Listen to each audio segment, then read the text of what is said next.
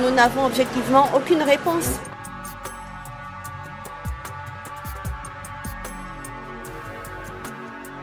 Quand Yann Bourdon arrive en Égypte, il atterrit dans la cité balnéaire de Sharm el-Sheikh, puis fait du stop jusqu'au Caire.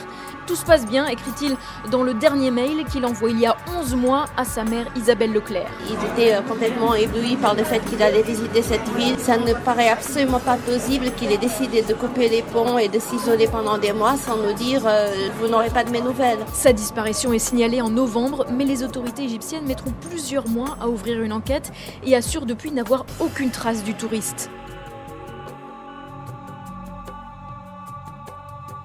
La famille de Yann Bourdon lance aujourd'hui un appel à témoins sur les réseaux sociaux.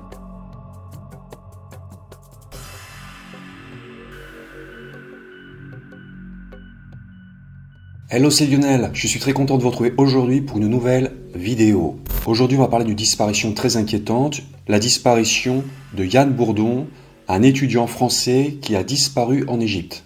Je vais tout vous expliquer dans quelques instants, mais avant toute chose, si vous pensez que ces vidéos sont utiles, si vous aimez mon contenu, je vous remercie de bien vouloir liker cette vidéo et aussi vous abonner à la chaîne en activant la cloche pour ne louper aucune future vidéo. Ça prend 2 secondes, ça vous coûte rien et c'est une grande aide pour les créateurs de contenu. Merci à vous. On va faire comme d'habitude, je vais commencer par la présentation des faits et ensuite il y aura une partie commentaires et analyse. Commençons avec la présentation des faits. On va remonter il y a 2 ans, à l'été 2020. À l'époque, Yann Bourdon a 25 ans.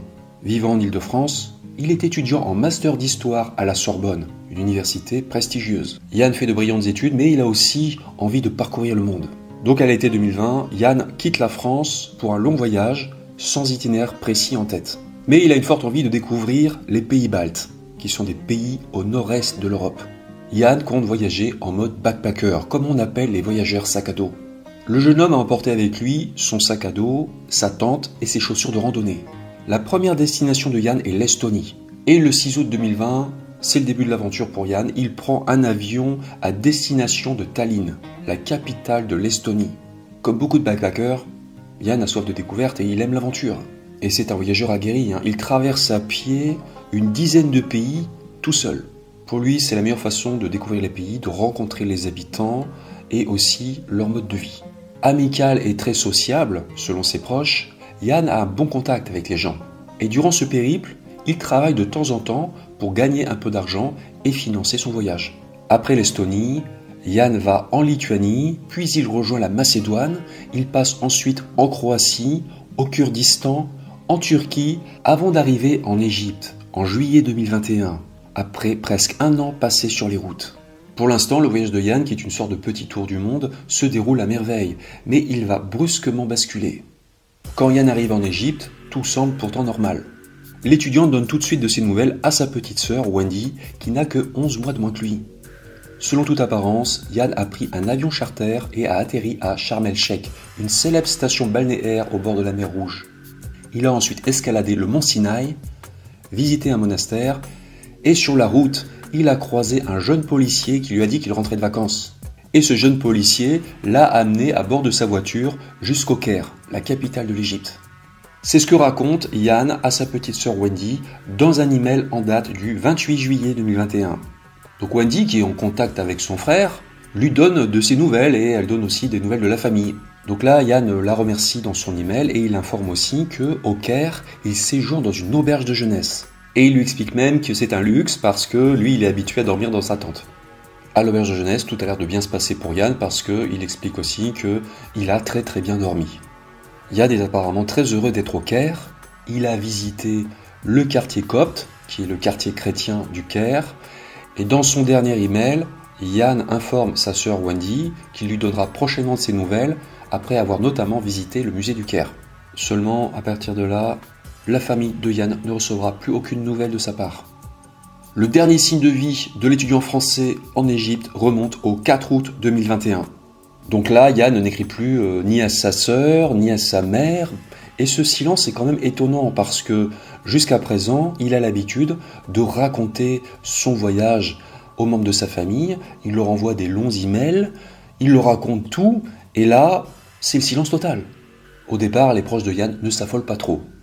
Parce que c'est vrai que quand on voyage comme ça pour une longue période, on est souvent occupé, on n'a pas forcément le temps, et puis on n'a pas non plus toujours la possibilité technique d'écrire des emails.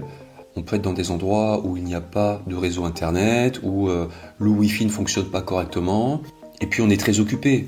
Je vais vous donner un petit exemple concret pour illustrer. Moi, quand je suis parti en Australie-Nouvelle-Zélande pendant 1 an, eh bien les 2 premiers mois, je n'ai pas envoyé un seul email à ma famille, voilà, parce que j'étais occupé. Je sais que c'est pas bien avec du recul. Mais voilà, c'est pour vous expliquer que quand on fait des voyages très longs comme ça à l'étranger, ne pas donner de ses nouvelles pendant une période plus ou moins longue n'est pas forcément mauvais signe, quoi. Donc au début, la famille de Yann attend.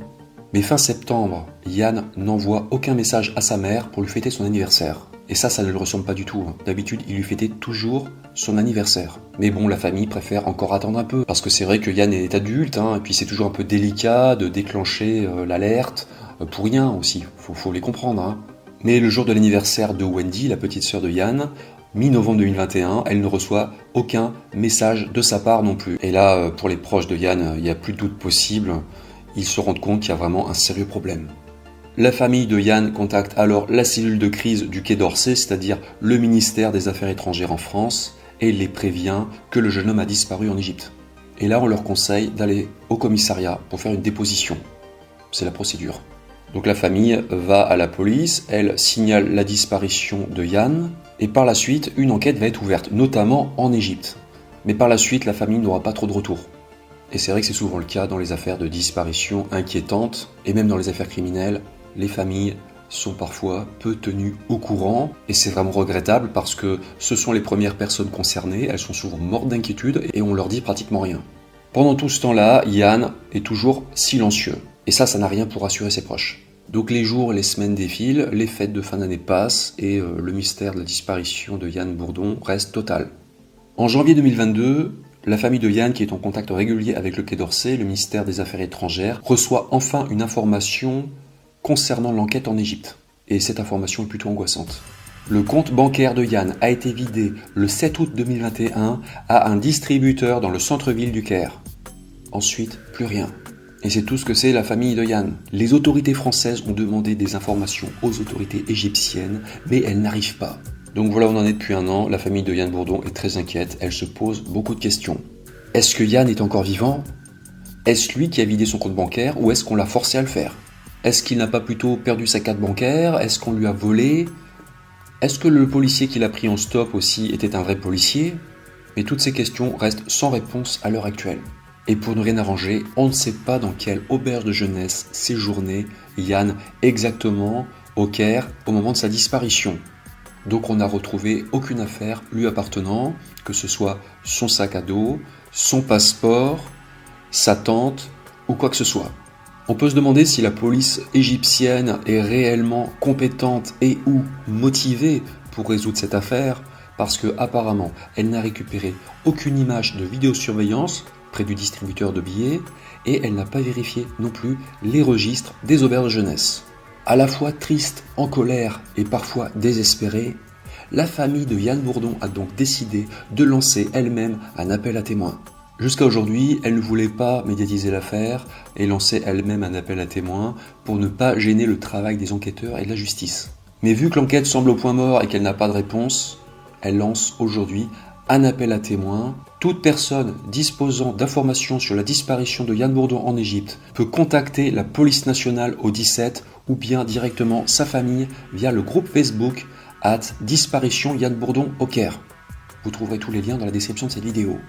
Sollicité par TF1, les autorités françaises indiquent avoir bien connaissance de ce dossier. Les services du ministère des Affaires étrangères à Paris et les postes diplomatiques et consulaires en Égypte sont en contact avec sa famille ainsi qu'avec les autorités égyptiennes. Espérons qu'elles permettront de faire rapidement la lumière sur la disparition mystérieuse de Yann Bourdon. Nous avons vu les faits, nous allons maintenant passer à la partie commentaires et analyse. Je vais commencer par dire qu'une disparition inquiétante l'est toujours un peu plus lorsqu'elle a lieu à l'étranger, et cette affaire en est la parfaite illustration. Parce que la famille est loin du dernier endroit où a été vu le disparu, c'est la police locale, donc la police étrangère, qui est normalement compétente pour enquêter sur son propre territoire. Ça dépend donc un peu de son bon vouloir et n'est pas toujours forcément compétente. Et d'autres problèmes peuvent encore se poser. Les problèmes de communication, bien sûr, il y a la barrière de la langue, sans parler des différences culturelles. En résumé, disparaître à l'étranger est l'un des pires cas de figure. Et si vous suivez mes vidéos, vous savez que j'ai déjà traité pas mal d'affaires de disparition de touristes à l'étranger. On va maintenant passer en revue les différentes théories envisageables, des moins crédibles aux plus crédibles, de mon point de vue. Même si je ne crois pas trop à une disparition volontaire de Yann en Égypte, ça n'est quand même pas totalement impossible. Je m'explique. On peut tout à fait imaginer que, arrivé en Égypte, Yann a un choc confronté à cette nouvelle culture. On sait que ça peut arriver en Inde. Certains touristes sont très perturbés. Et ce que je vous dis n'est pas complètement hors sujet parce que, selon sa mère, Yann lui aurait dit qu'il avait été ébloui par sa visite du Caire. Donc dans ce cas de figure, Yann perd pied en Égypte pour une raison qui lui appartient et il décide de tout plaquer. Il décide de tirer un trait sur sa vie d'avant pour mener une nouvelle existence. Autre possibilité, Yann a une révélation mystique en Égypte. Ou alors il entre dans un groupe religieux, voire sectaire. Voilà pourquoi il vide son compte bancaire et il cesse immédiatement tout contact avec sa famille. Il tourne la page, il redémarre tout à zéro, en Égypte ou dans un pays voisin. Donc encore une fois, je ne crois pas trop à ce scénario, mais théoriquement, ça n'est pas complètement impossible. Et il faut rappeler que toute personne adulte, toute personne majeure a le droit légal de disparaître sans en informer ses proches. C'est la loi. Donc dans ce cas de figure, Yann est toujours en vie, mais il maintient volontairement le silence. Il faut dire que le problème du droit à disparaître, c'est que ça interfère avec les autres cas de disparition inquiétantes, quand les disparitions sont involontaires. Parce qu'on est dans une zone de flou, il y a un doute qui existe, et un doute qui pénalise les cas où les personnes n'ont pas disparu volontairement. En général, ça a pour effet de retarder le démarrage des enquêtes, et quand une enquête démarre mal, c'est rare qu'elle donne des résultats. Donc théoriquement, Yann avait tout à fait le droit de disparaître il y a un an, sans rendre compte à quiconque. Mais selon sa sœur Wendy, Yann racontait tout à sa famille, et il était visiblement attaché à ses proches, donc la fuite volontaire est très peu probable. Et c'est vrai que pourquoi attendre aussi un an avant de se volatiliser ?